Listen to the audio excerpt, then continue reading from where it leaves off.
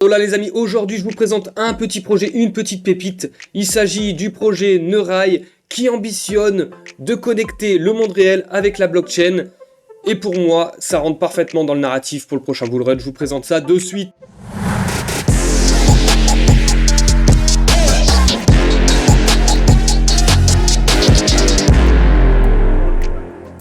Donc voici le site Neurai. Avec la digitalisation de notre quotidien, la fusion entre l'intelligence artificielle et la blockchain est devenue une perspective prometteuse pour de nombreuses industries. Neurai se présente comme une plateforme avant-gardiste dédiée à l'exploitation de la puissance des algorithmes d'IA pour l'analyse de données, la modélisation prédictive, la prise de décision et la connectivité aux appareils IoT. Donc appareils électroménagers, voitures, thermostats, ça ce sont des projets qu'on a déjà vu, la connexion IoT et blockchain, comme le projet IOTA, qui est un peu dépassé parce qu'ils n'ont pas su s'adapter à la nouvelle demande et aux nouvelles technologies, mais on connaît déjà ce type de projet. Et le tout du coup pour Neurai, appuyé par les actifs de la blockchain. Donc présentation un peu de Neurai, objectif, ambition. Né avec l'objectif clair de relier le monde réel à travers des équipements IoT développés en interne et le monde numérique via la blockchain Neurai. Cette initiative se distingue par son aspiration à intégrer l'IA, du coup ce que je vous ai dit, afin de répondre et identifier les besoins spécifiques à travers ses propres algorithmes. Donc la plateforme Neurai se veut être un modèle de décentralisation cherchant à surmonter les limitations et le manque de transparence souvent associés à la distribution des actifs numériques. Bon, certes, si de nos jours il y a de plus en plus de projets avec les RWA qui justement ciblent à surmonter, leur objectif c'est vraiment de surmonter les limitations de transparence. Technologie et infrastructure du coup.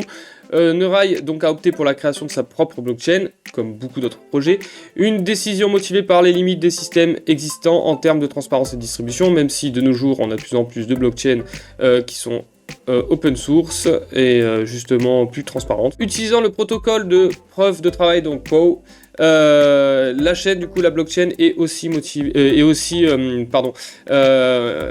ASIC résistant. Donc en gros c'est pour éviter une centralisation de minage. L'ambition c'est garantir la sécurité dans un réseau distribué, tout en restant ouvert aux évolutions futures qui bénéficieraient à la communauté. En termes de... Bon, on voit bien ici, il propose un modèle UTXO, bon ça on le retrouve dans pas mal de projets, bon c'est scalable, il y a des transactions qui sont très rapides, du coup on a de l'asset on-chain, donc ça c'est dans le roadmap NFT and token, ça je vais le dire après. Du coup en termes je vais descendre directement sur l'analyse comparative. On voit que Neurai se situe au milieu, 1 minute par bloc. Leur bloc est un peu plus, on va dire, en taille, un peu plus importante. Par contre, il se situe en termes de prix, voilà, en termes de frais de transaction, c'est les plus compétitifs. On est à 0.005 de moyenne contre 5 Ethereum, 1,95. Bon, ça dépend encore une fois le marché, la congestion du marché aussi. Le système de smart contract va arriver. On voit que pas mal de projets mettent en place ce système de smart contract. Du coup, on va repartir sur la roadmap. La roadmap du coup c'est le lancement, bon là ils ont lancé leur mainnet depuis un moment, ils améliorent en continu les capacités de traitement et l'expansion de ses fonctionnalités, donc pour inclure encore une fois les smart contracts, la gestion d'actifs numériques comme les NFT, etc. Donc ça c'est inclus, et aussi ils vont développer une technologie comme LoRa pour la connectivité satellite. Alors ça c'est à pousser mais ça a l'air intéressant. Donc bien sûr un avenir prometteur pour Neurai. C'est une plateforme innovante en confluence avec l'IA, la blockchain et l'IoT. Donc ce qui manquait à des projets comme IOTA, une stratégie claire et un engagement envers la décentralisation et la transparence.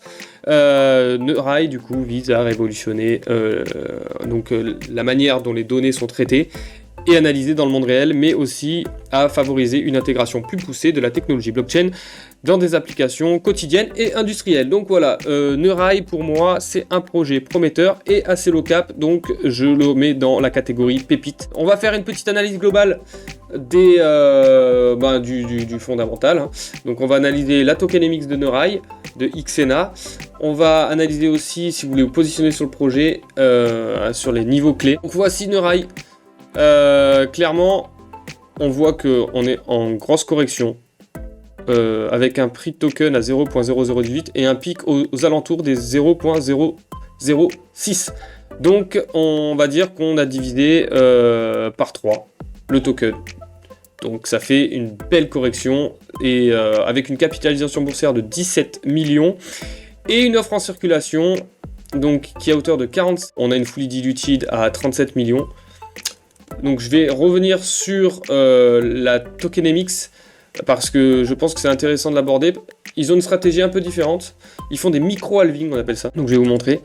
Donc en gros, la première année, on est dans la première année, ils vont distribuer 57% de leurs jetons directement. Donc ça peut créer une inflation sur la première année, mais ensuite, ils ont 10 ans, entre guillemets, pour émettre la totalité, enfin 95% des jetons seront émis au bout de la 7e année. Mais bon, après, on aura du coup une petite inflation par an qui sera distribuée aux mineurs et attention, pas aux ASIC. Du coup, c'est de la distribution clairement que par Proof of Work. Donc pour moi, il va y avoir une petite force vendeuse sur la première année, mais on va rentrer dans un cycle bull run, donc je pense que c'est intéressant, surtout sur les niveaux actuels, de se positionner. Et en termes un peu d'objectifs, je vais vous montrer par exemple le site, qui est bien plus vieille. Elle était là en 2017, je crois, oui, quand j'ai commencé. Moi, j'ai commencé la crypto bien avant, mais en 2017, voilà, elle a connu le premier bull run en 2017. Et c'est vrai que là, ce projet était très hypé, et actuellement, on voit qu'il est mort. Il n'arrive pas à se relever, parce qu'il n'y a pas l'innovation derrière, ils n'ont pas intégré l'IA, ils n'ont pas répondu aux exigences de marché, et surtout, en termes de... Le produit final, n'a pas convaincu, malheureusement. Mais même avec ces niveaux bas, on est quand même à une capitalisation de pratiquement 700 millions. Donc je vous laisse faire le calcul. 700 millions, ça nous fait, là, si on fait déjà 1 x 10, ça fait 170 millions pour Xena. Du coup, on va dire qu'on est à peu près à x4. Donc ça fait, si on arrive à des niveaux comme IOTA.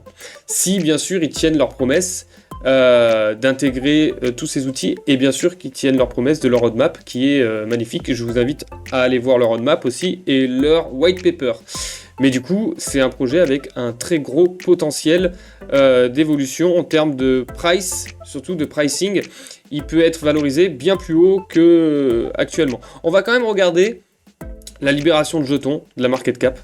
Bon, on voit très bien que IOTA, sur le market cap suit. Donc, je ne connais pas leur tokenomics, mais voilà. Sur Neurai, je pense que c'est un peu trop tôt pour voir la market cap. Bon, ouais, on voit que ça suit plus ou moins. On voit la correction. L'émission de token ne se fait pas trop sentir. Comme je l'ai dit, on est à 47%, ils ont prévu 57% la première année si je ne me trompe pas. C'est ça, donc il reste 10% encore. Allez vraiment voir justement le site internet, suivez-les sur les réseaux si ça vous intéresse ce type de projet. C'est toujours mieux justement de se renseigner par soi-même pour pas avoir de mauvaises surprises. Du coup, en termes de chart, on va commencer en weekly. Donc on voit très clairement, on n'est pas baissier parce qu'on n'a pas clôturé sous ces niveaux plus bas ici. Je connais pas la charte d'avant parce que je regarde sur Coinex, peut-être que ça a été listé ailleurs avant, mais on voit que le price action est quand même simple parce qu'on vient récupérer à chaque fois des liquidités avec des mèches. Ici on avait récupéré ces liquidités, là pareil, à chaque fois on fait des plus bas, on vient récupérer des liquidités, des stop loss, donc c'est un price action qui est assez sain. Donc bon, j'ai mis tout ce qui est order block, etc. C'est pas sur cette time frame. Je vais descendre en time frame pour le montrer. Là, on a encore une zone de fair value gap. Je pense pas qu'on va redescendre ici, mais on peut s'appuyer sur la zone de support flip qui est sur ce niveau-là. Et je vais descendre surtout en time frame pour vous montrer un peu le potentiel Donc pareil, en daily, on est clairement encore haussier. Donc on fait une grosse une correction, vraiment, une grosse correction. On a traversé un order block en daily. Donc j'ai pas pris en compte ce zigzag parce que pour moi c'est plus un order block, c'est pas vraiment un zigzag pour passer d'une structure haussière baissière. Là en daily en tout cas on est toujours haussier. Par contre en 4 heures on est baissier. Donc en 4 heures l'analyse est plutôt simple. J'ai noté un gros break of structure. On est passé baissier sur ces niveaux là. Donc j'ai vraiment pris ce niveau là parce que pour moi, là, l'order flow, quand il a breaké ce niveau-ci, on était à, voilà, on va dire 0,0035, on est passé baissier. On est passé baissier, et regardez, ce qui est magnifique, c'est qu'à chaque fois qu'on laisse des fair value gap, on vient les récupérer, on vient les mitigate, regardez, après là, on est repassé haussier sur ce niveau-là. Donc là, clairement, on est repassé haussier, mais après, on est repassé baissier ici. Donc aux alentours, on est repassé baissier le 4 et après il a dégringolé. On sait que les altcoins actuellement ont connu des grosses baisses, surtout les low cap par rapport au high cap ou même middle cap. On a pris cher sur pas mal d'altcoins, c'est pour ça investissez vraiment ce que vous pouvez perdre parce que ça peut vite se retourner. Même si actuellement on est sur des niveaux très bas et très intéressants, c'est ce que je vais vous montrer. Bon. Là, on a fait un break of structure et on a continué à descendre. On a fait des continuations de la structure baissière. Actuellement, moi, je pense qu'on peut peut-être descendre encore un peu plus, s'appuyer sur l'order block que j'ai noté ici sur ce niveau-là. Donc ça, c'est en 4 heures. Après, vous pouvez toujours aller encore plus bas en time frame. Ce qui est vachement intéressant, c'est quand on touche une zone qui peut nous rejeter le prix, comme un order block, un fair value gap, une zone BPR, c'est-à-dire 2 fair value gap, 2 fail fair value gap. Toutes ces zones-là sont intéressantes à plonger plus profond. On va donc vraiment rentrer dans cette fractalité de marché pour pouvoir trouver des entrées encore plus en mode sniper. C'est ce qu'il faut faire. Actuellement, là, pour moi, bon, même si c'est un niveau de prix très, très bas pour se positionner, mais je pense que ça peut venir descendre et continuer justement cette structure baissière. Pour repasser haussier, il faut pour le moment, il faut passer ici, voilà. C'est le niveau actuel pour repasser haussier. Donc c'est haut. Même si là on a une petite, on voit bien, hein, là on est en train voilà, on rebondit, on a une zone de volume, qui est une très grosse zone de volume sur ces niveaux-là. Mais bon, pour remonter là-haut, voilà, ça va pas se passer du jour au lendemain. Donc moi, ce que je vois, c'est continuer. Bon là, on fait un petit rebond sur la zone de volume, on se fait rejeter, on descend, on arrive sur cette zone-là, on essaye de trouver un changement de caractère, un break of structure ici. Et ensuite, on attend que le prix remonte et break justement l'ancien premium qui est par ici du coup, parce que ça changera. Et après, on pourra se rappuyer sur une zone, faire le petit pullback par exemple. On va faire un retracement de Fibo. Si par exemple on arrive à rebondir par ici, ce qui serait le top, et faire une clôture au-dessus de ce plus haut, on va dire bon par ici. Voilà, après on pourrait se repositionner sur ces niveaux-là, donc c'est-à-dire autour des... Ouais, moi je vois sur ces niveaux-là, c'est parfait. 0.0019. Là, on est sur des bons niveaux. Donc, des niveaux actuels. On va dire si le price action fait ça, pour moi, c'est sain. Et après, on peut target des niveaux. On va de suite faire une petite simulation de niveau avec les Fibonacci. Alors, on va partir en daily. Sur la dernière impulsion, la grosse impulsion, on va partir avec les cercles de Fibonacci. Alors avec les cercles de Fibo, voilà, bon, on a quelques... C'est très grossier, hein. Moi, je compare toujours par rapport à d'autres projets qui ont réussi dans le domaine, qui ont percé, et c'est là où je me mets des targets, où je me dis, on va dire, quel est l'objectif que ce projet peut atteindre. Du coup, on a des premiers niveaux à 0.009, un deuxième niveau à 0.19, on aura fait un x10, voilà, 16, et voilà. Ça nous montre le total market cap à 170 millions à peu près, ce qui est pas déconnant. ce qui est largement réalisable. Donc pour moi, encore une fois, c'est des targets qui sont réalisables, et largement. Donc voilà, si vous voulez vous positionner, on est sur des bons niveaux, mais attendez encore que le price fasse une inversion de structure un peu plus basse, que la charte rebondisse sur la zone d'order block en 4 heures.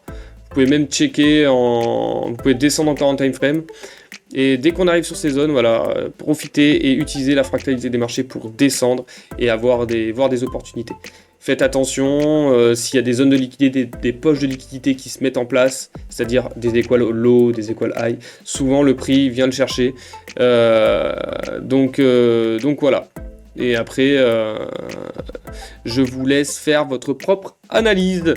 Maintenant, on va faire une petite optimisation globale de la stratégie sur notre algo TTI dynamique. Et je vous reprends de suite. Et voilà les potos, petite optimisation sur notre script Trading Tech Innovation, le dynamique algo, le meilleur, le plus performant. Encore une fois, bon, l'equity curve n'est pas parfaite, mais c'est une belle equity curve.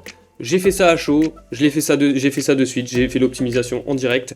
Comme on voit, on a 84,59% de win rate pour 519 trades, ce qui est énorme, ce qui est magnifique. Un net profit de 401%. Le point négatif, le max drawdown de 29%, mais encore une fois, j'ai passé que 5 minutes dessus sur l'optimisation. Si je passe un quart d'heure, une demi-heure, une heure, je pense que je peux descendre ça, on va dire à 15, entre 11 et 15%.